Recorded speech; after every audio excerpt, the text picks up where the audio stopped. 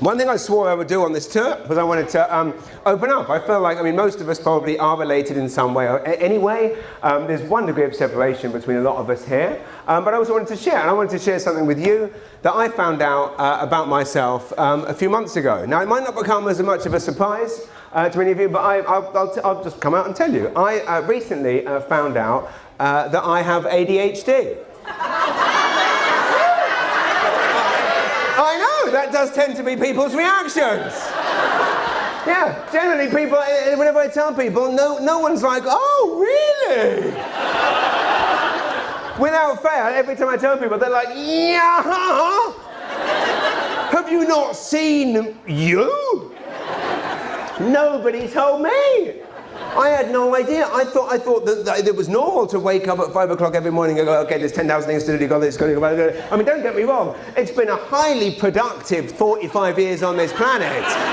But holy shit, do I need a rest. I would be waking up at 5 a.m. looking at my wife and I'm thinking, okay, there's laundry still, I've got to go into the dishwasher, I've got to go into the laundry, I've got to go upstairs and write a script, I've got to write some new jokes, I've got to do this, I've got to do this. How can this fucking barbarian just lie here?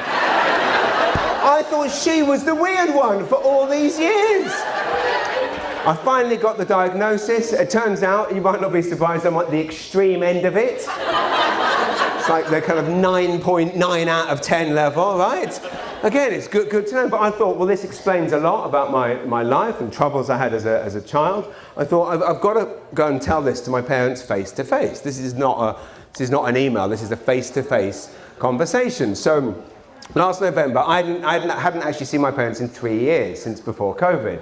So I got on a plane, flew to England, landed, went to my mum's little house in a place called Castle Carey in Somerset, and we sat around the little coffee table and we chit-chatted for about 20 minutes, and I said, Mum, Dad, I've got something to tell you that I felt like I wanted to tell you face to face. I said, I've actually just been, 3 weeks ago, I was diagnosed with ADHD. They burst out laughing. Just like you, right? And through the laughter, my mum goes, we thought you knew.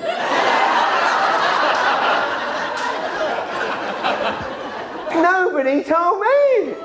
They are pissing themselves laughing. My mum goes running upstairs and she grabs a fistful of my old school reports. And she brings them down and starts reading them. So just for you tonight, I've brought those school reports for you. To read some of my school reports. These are my actual school reports. So this was English from the second year. Okay, second year. So that would be, in England terms, that would be 12 years old. English. James has a lively imagination and has produced some interesting work this term.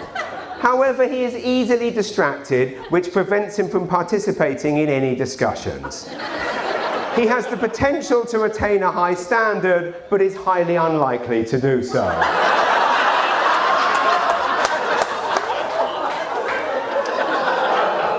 Just to rub salt in the wound, effort 2, achievement ungraded. Science, third year, age 13. James must concentrate if he hopes to improve on this diabolical examination performance of 23 out of 100. He is easily distracted, has not made enough effort, and I am not convinced James's brain is working to maximum capacity.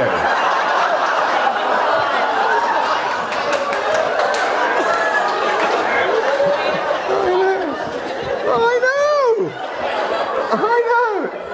Fourth year, home technology.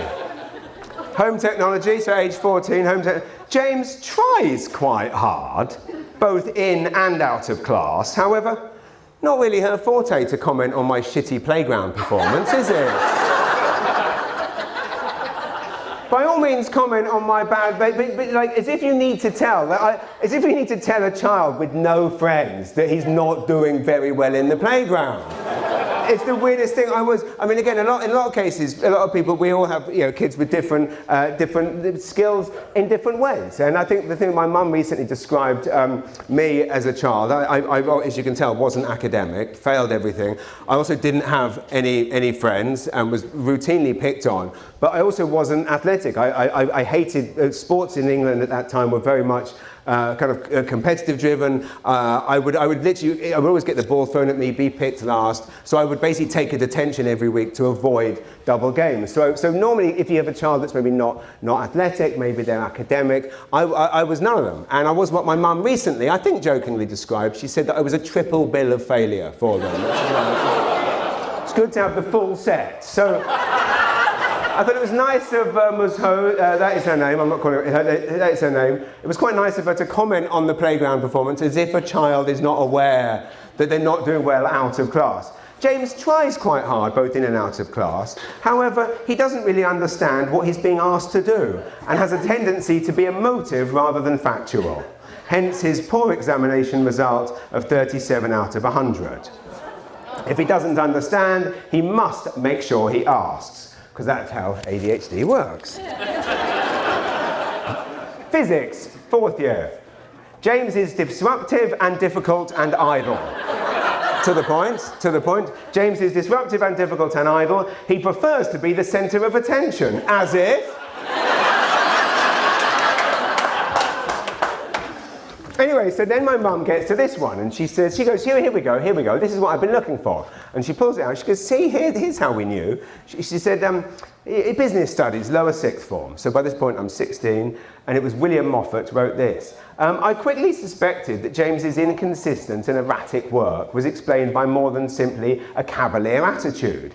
He should now probably be receiving specialist help with what's been described as by myself as a learning difficulty, and I really do think this would be of benefit to James. Effort A, achievement F. And I read this, and I said to my mum, I said, that's amazing. I said, it's amazing how selective the brain is. Because I remember that time, but I do not remember ever getting any of that specialist help. And my dad pipes up, oh no, we told them not to bother with any of that bullshit.